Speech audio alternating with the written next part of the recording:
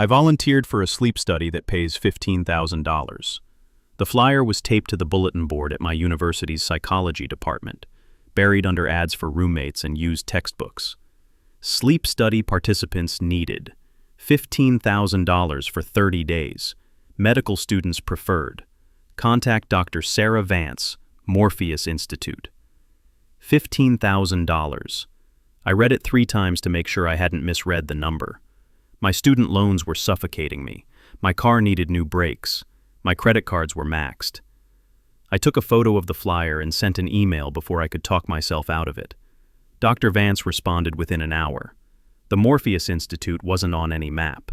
The address led me to an industrial area on the edge of town, past the warehouses and freight yards, to a nondescript concrete building with no signage. Just a number, 1847, stenciled on the steel door. I almost turned around.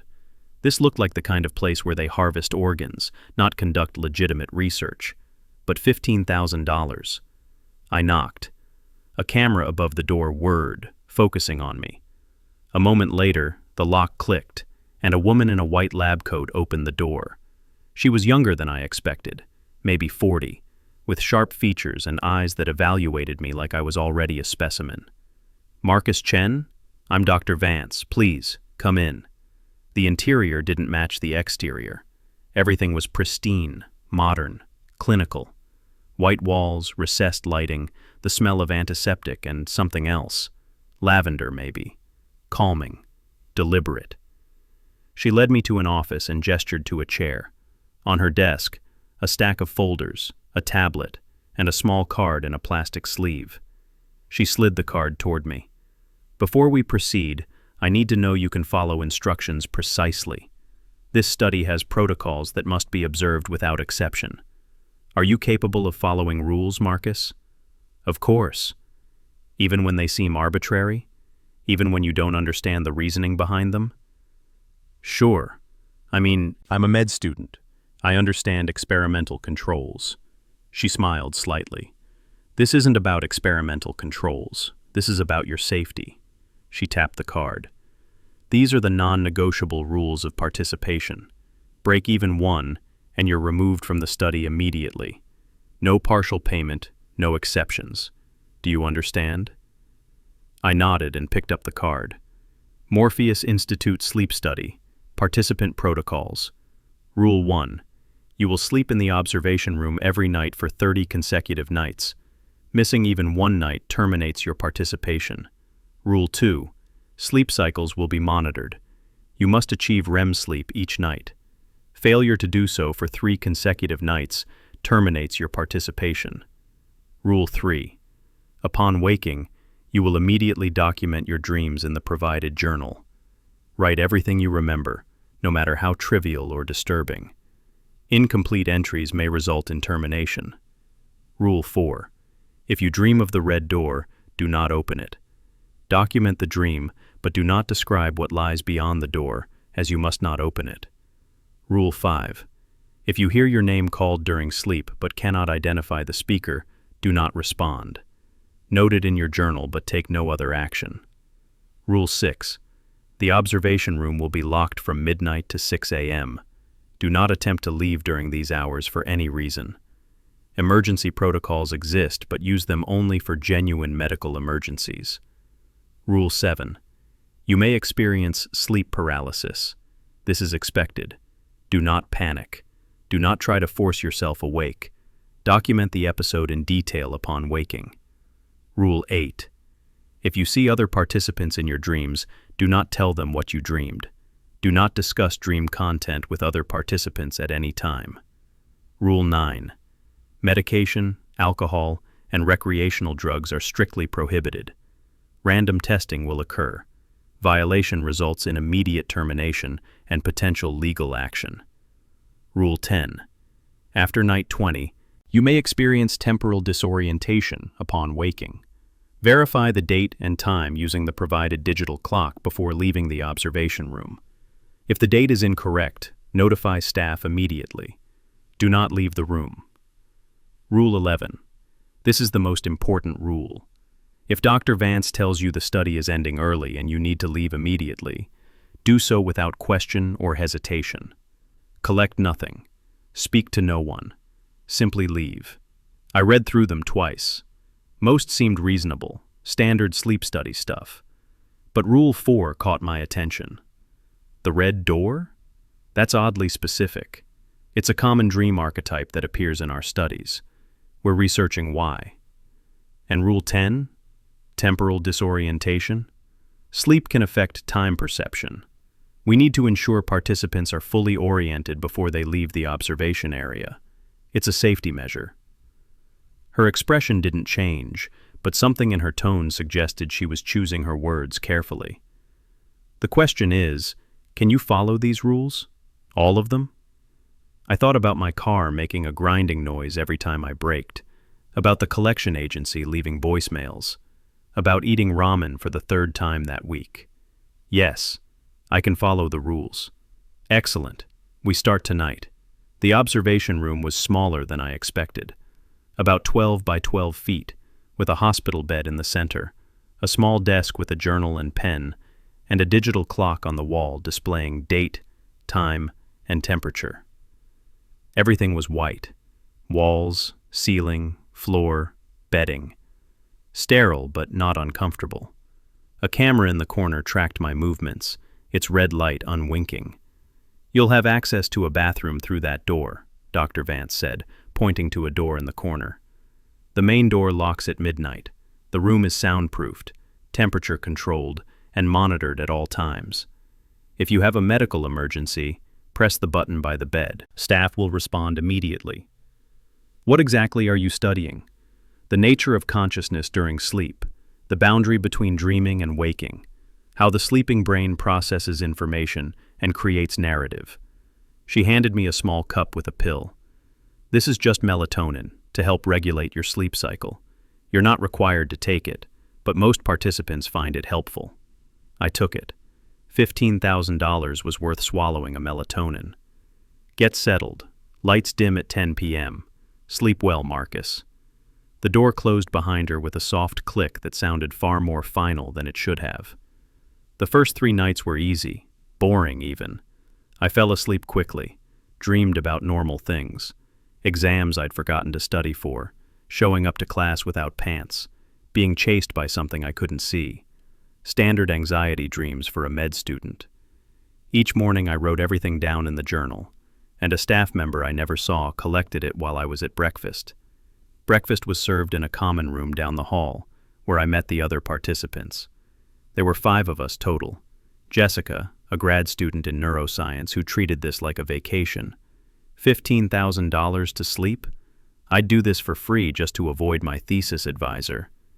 David, a soft-spoken guy in his 40s who said he was between jobs. He had the look of someone who'd been between jobs for a while.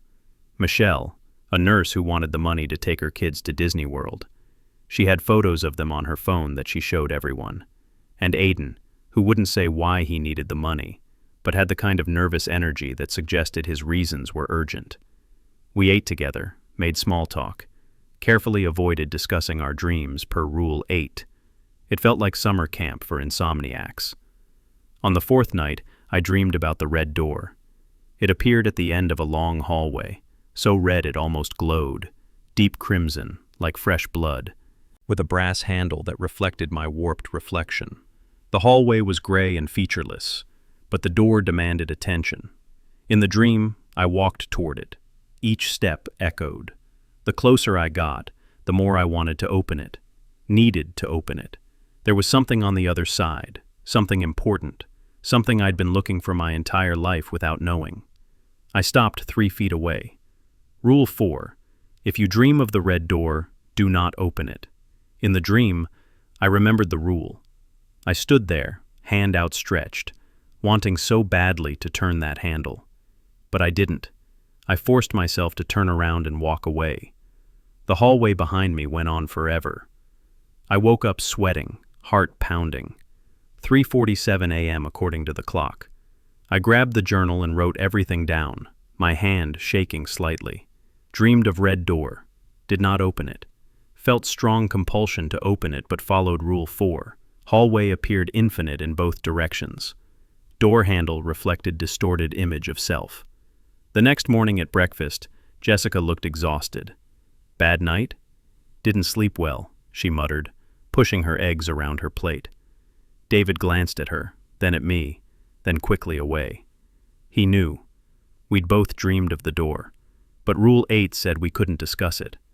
By the end of the first week, everyone had dreamed of the red door at least once.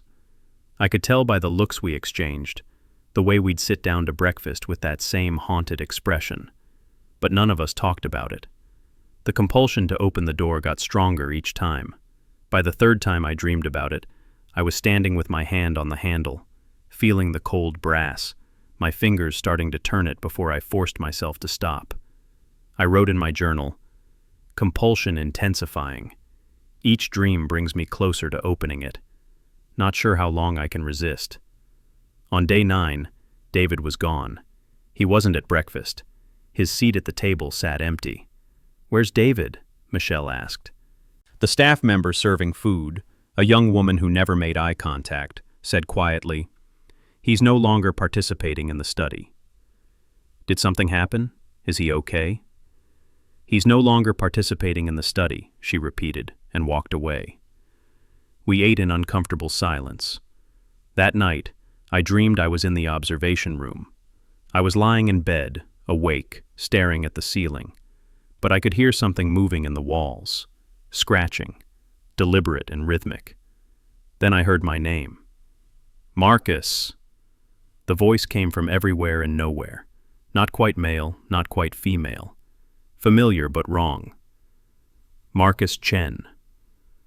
Rule 5. If you hear your name called during sleep but cannot identify the speaker, do not respond. I lay perfectly still in the dream, not responding, barely breathing. "Marcus, you need to wake up. Something's wrong with the study." David opened the door. David saw what was beyond. They took him away. "Marcus, you need to wake up and leave." I wanted to respond, wanted to ask questions, but the rule was clear. The voice got frustrated. "Marcus, I'm trying to help you. I forced myself awake, real awake, not dream awake. 4:12 a.m. I was drenched in sweat, my heart hammering. The observation room was exactly as it should be, white, sterile, empty except for me. But the scratching sound continued for another 3 seconds before stopping. I wrote it all in the journal, my handwriting barely legible. The next morning, Aiden was gone too. He's no longer participating in the study. 3 of us left, me, Jessica, and Michelle. "Okay, this is getting weird," Jessica said once the staff member left.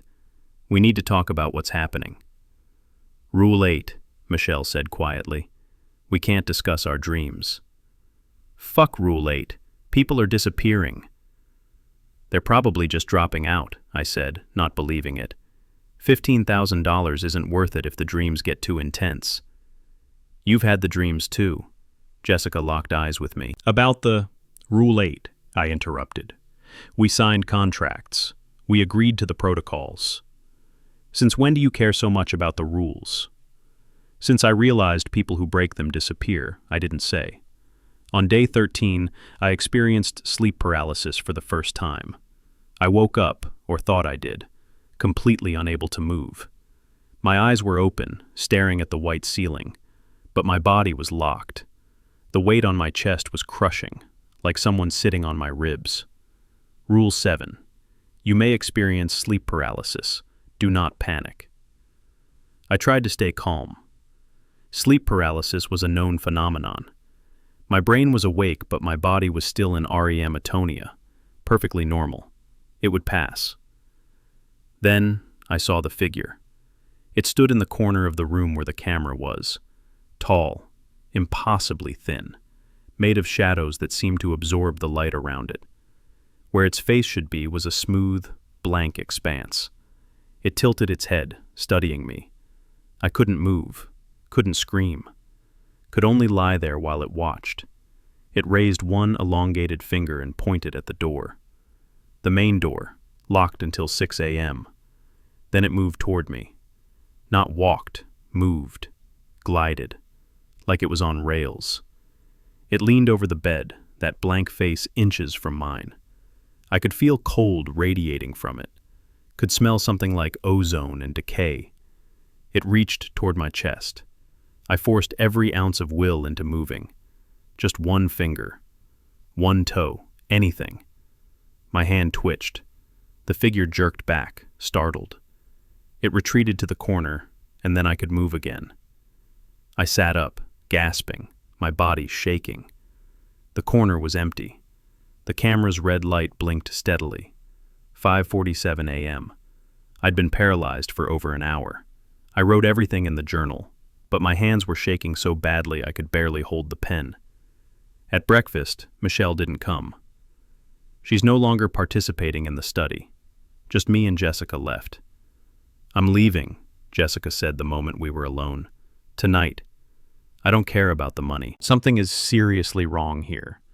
You'll lose everything. $15,000. Isn't worth dying for. You've seen it too, haven't you? In the sleep paralysis. That thing." I didn't answer. Rule 7 said to document sleep paralysis, but didn't prohibit discussing it. They're not studying dreams, Marcus. They're studying something else. Something that comes through when we sleep.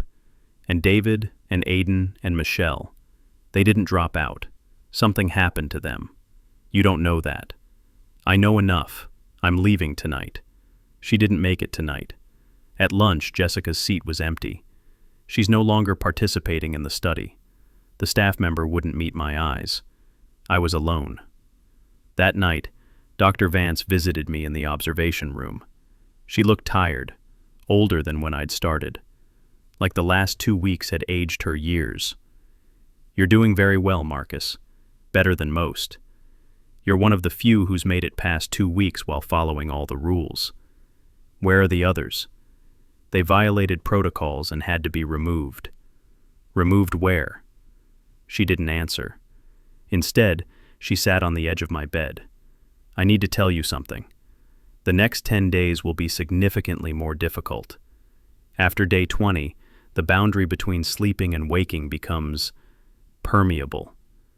You'll experience things that will challenge your perception of reality.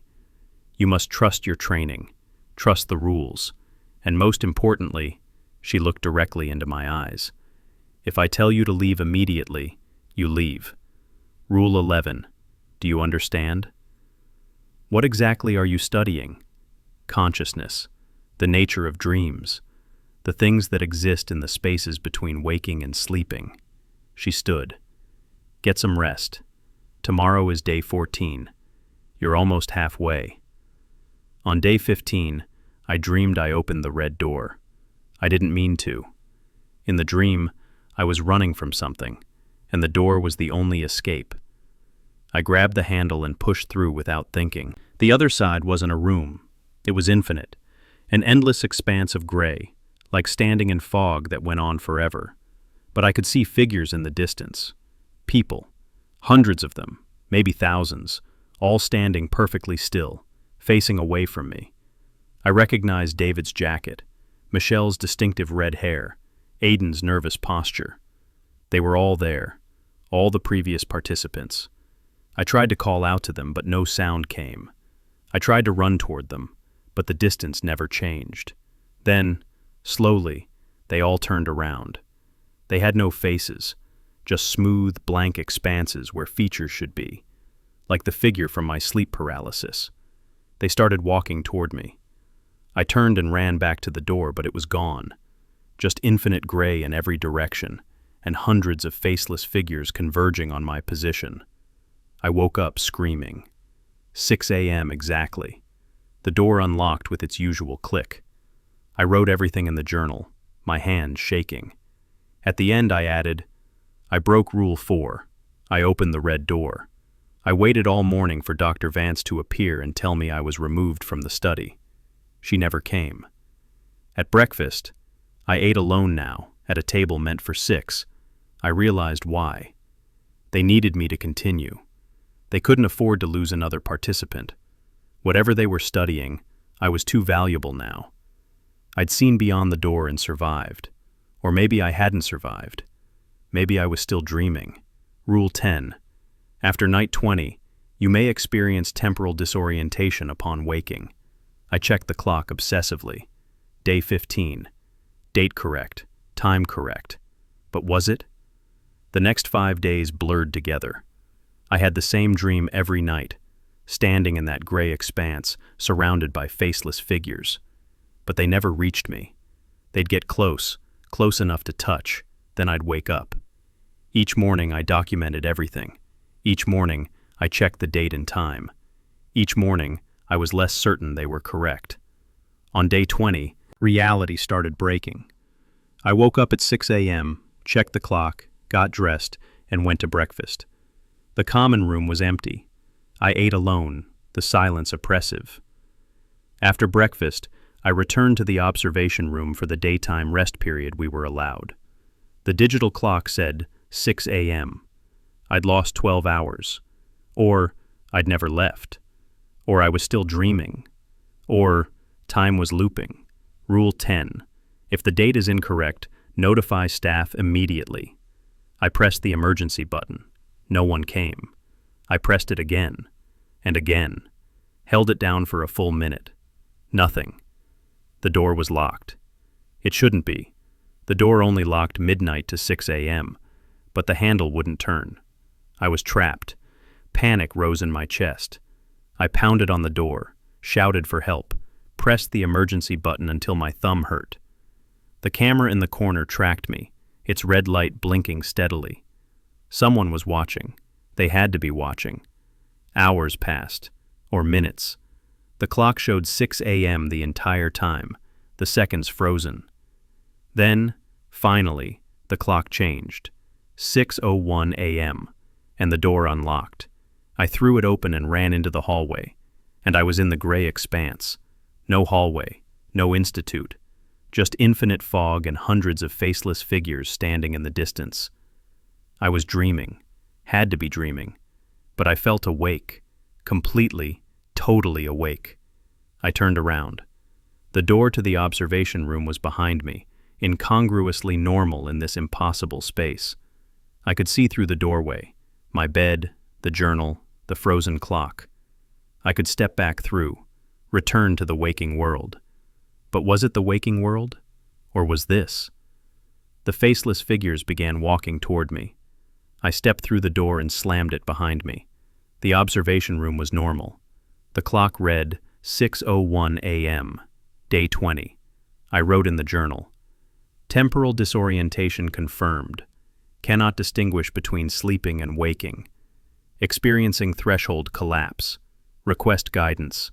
That night, if it was night, if time meant anything anymore, Dr. Vance came to my room.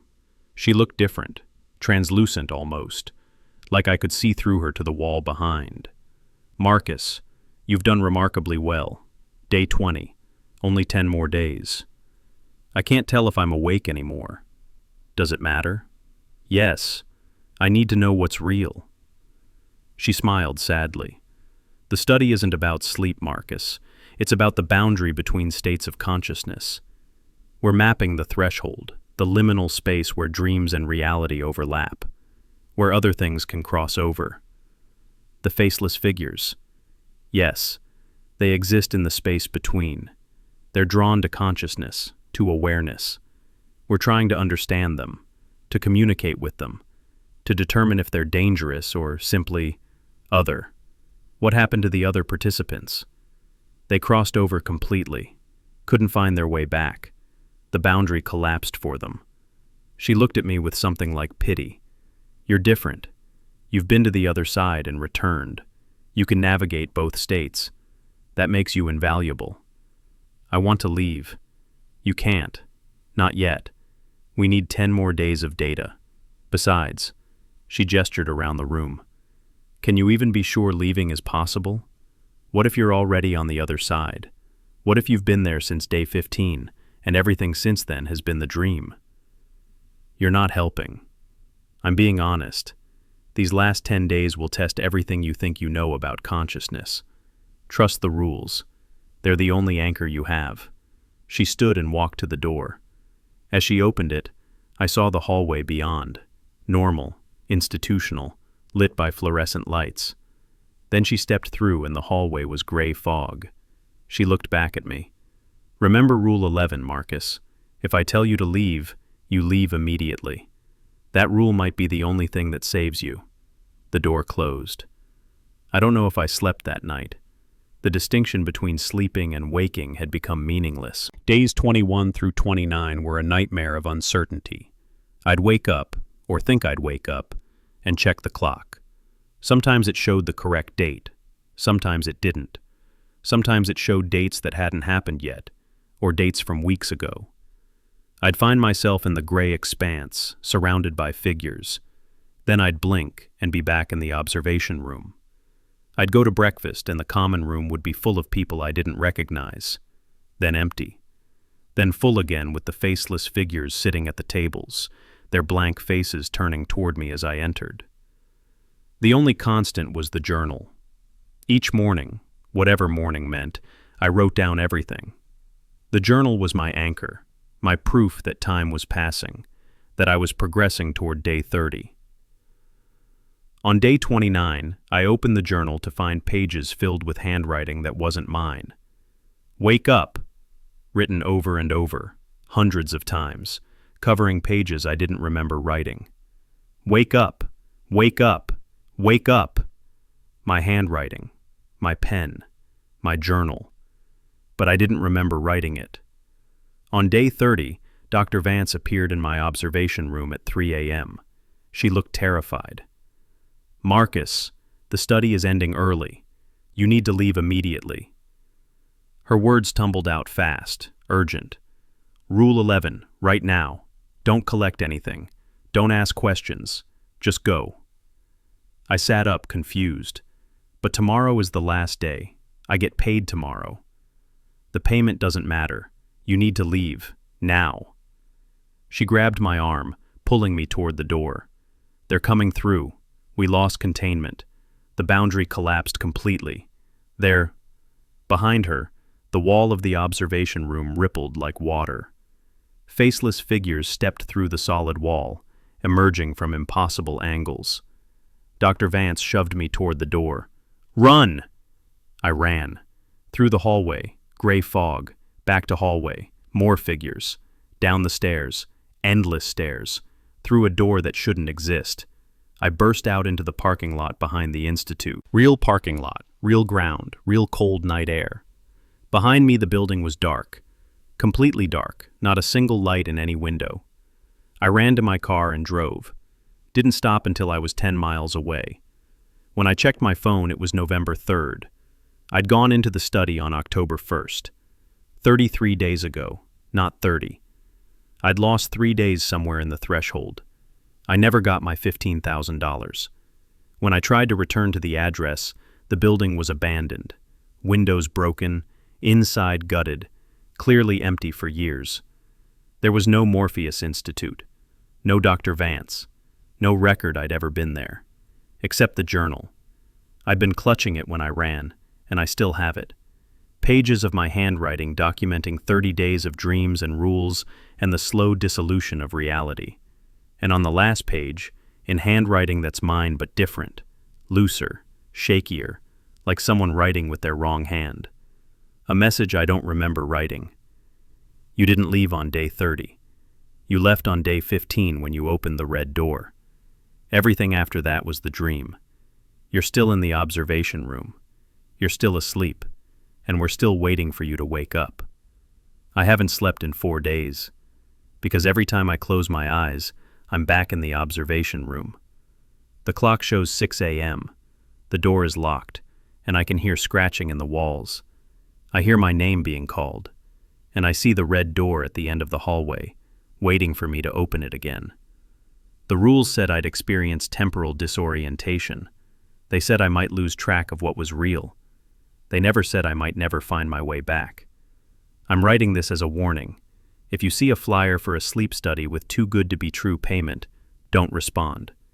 If someone offers you money to let them study your dreams, refuse. If anyone hands you a list of rules about red doors and voices in the dark, run. Because some experiments aren't about studying consciousness, they're about feeding it.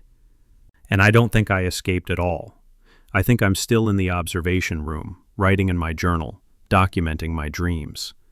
I think I've been asleep since day 15, and I'm starting to suspect I'm never waking up.